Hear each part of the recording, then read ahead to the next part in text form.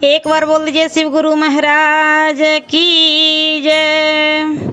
आइए अनंत भक्ति चैनल में आप सभी भक्तजनों का एक बार फिर से स्वागत है।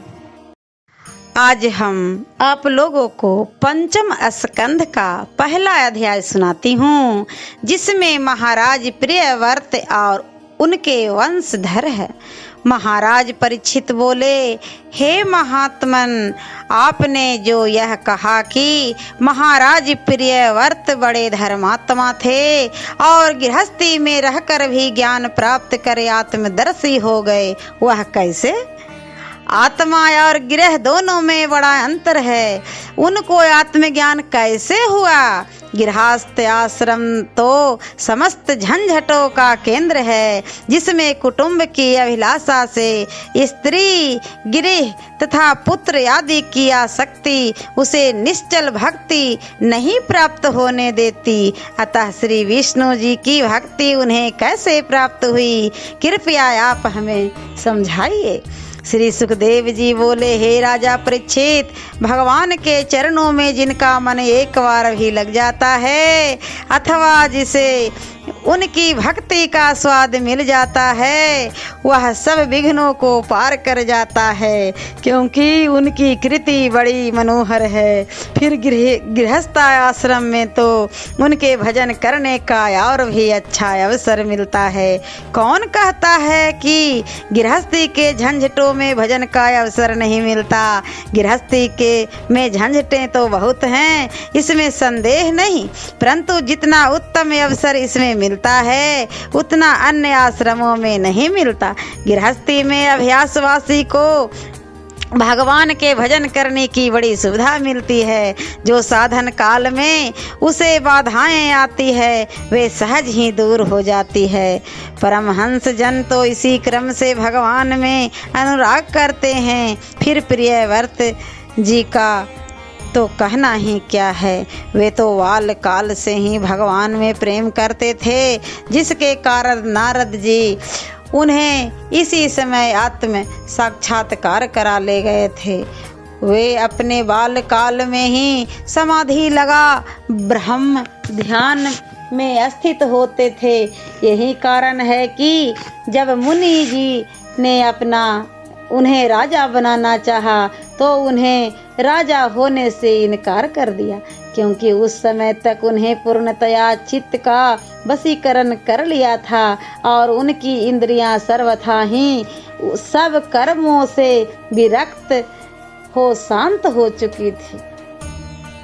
परंतु जब मुनि जी ने उन्हें बहुत कुछ कहा तो उन्होंने पिता की आज्ञा को टालना उचित नहीं समझा और गृहस्थ आश्रम की सब झंझटों को जानते तथा प्रजा पालन के धर्म को समझते हुए राज्य को स्वीकार किया। फिर ब्रह्मा जी स्वयं ही उन्हें पृथ्वी पर दर्शन देने आए। जब महाराज प्रियव्रत गंधमादक पर्वत पर तपस्या कर रहे थे तो वहाँ देवर्षि नारद, उनके पिता राजश्री मनु और कितने ही सिद्धियों, चारणों तथा मुनियों के समूह में उन्होंने भगवत भक्ति संबंधी कितनी ही कथाएं और ज्ञान ध्यान अर्जन किया था। उन्हें शोक, मोह, भय, सुख और दुख की कोई चिंता न थी। ईश्वर की आज्ञा को ही वह सर्वोपरि समझते थे और यही कारण था कि गृह तथा वन उनके लिए सभी एक समान थे। जब ब्रह्मा जी ने उन्हें बहुत समझाया और पिता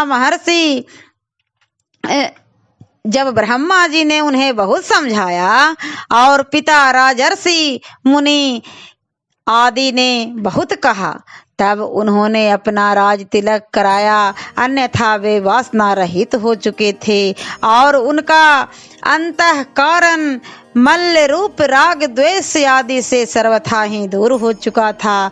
उन्हें राज्य की कोई कामना न थी। पश्चात उन्होंने प्रजापति विश्वकर्मा की कन्या बहिष्मति से अपना विवाह कर लिया और उससे उन्होंने अपने ही शील, रूप, गुण, कर्म और बल के समान सुंदर 10 पुत्र उत्पन्न किए। पुत्रों के अतिरिक्त उन्हें एक कन्या भी प्राप्त हुई जिनका नाम ऊर्जस्वती था। पुत्रों को नाम अग्निघ्र, इदमजिह्व, यज्ञबाहु, महावीर, हिरण्यरेता, धृतपृष्ठ, सवन, मेधातिथि, वितिहोत्र, कवि था। ये सभी पुत्र अग्नि के समान बड़े तेजस्वी थे।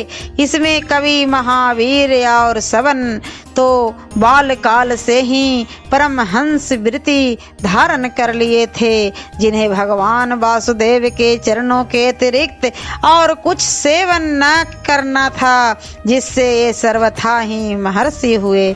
पश्चात महाराज प्रियव्रत ने अपनी दूसरी रानी से उत्तम, तामस और रैवत नाम के 3 पुत्र उत्पन्न किए, जो 3 मंतवतरों के स्वामी हुए।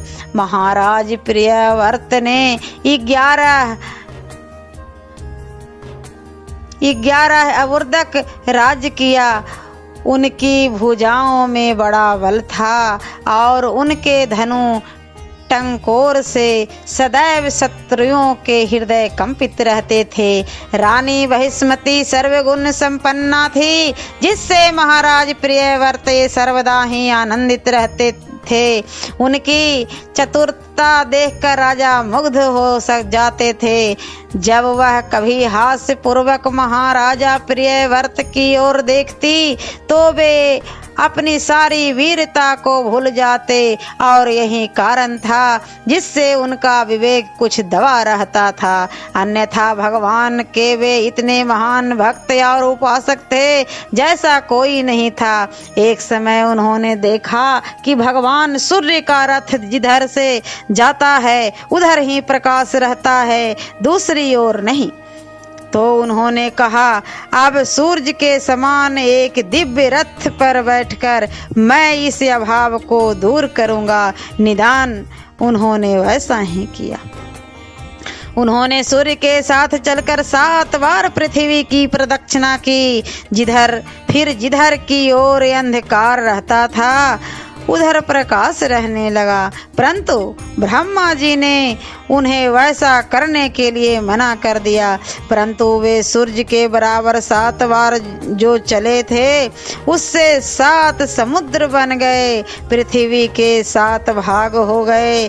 प्रियव्रत के रथ के पहियों से कटकर उठी हुई भूमि तथा उसकी गहराई 7 द्वीपों की खाई के समान अब तक स्थित है।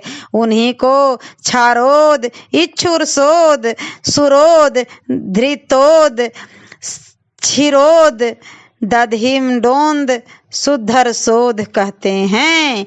इस 7 द्वीपों को महाराज प्रियव्रत ने एक एक द्वीप अपने पुत्रों को बांट दिया।